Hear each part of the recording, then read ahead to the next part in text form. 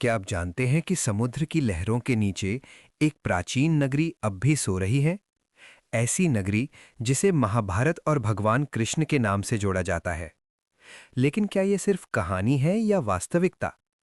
वैज्ञानिकों का कहना है कि गुजरात के तट से थोड़ी दूरी पर समुद्र में कुछ रहस्यमयी संरचनाएं मिली हैं। स्थानीय इतिहास और पुरातात्विक खोजें मिलकर एक कहानी बुनती हैं।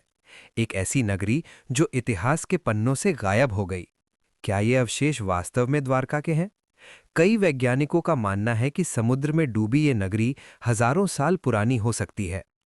किसी के लिए ये केवल पानी के नीचे पत्थर हैं, लेकिन किसी के लिए ये इतिहास का सबसे बड़ा रहस्य है।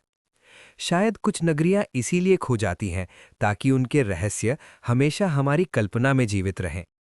द्वारका, जहां इतिहास और मिथक का संगम समुद्र के नीचे छुपा है। क्या आप जानते हैं कि हिमालय के बीचों बीच एक ऐसा स्थान है जहां जाना लगभग असंभव है?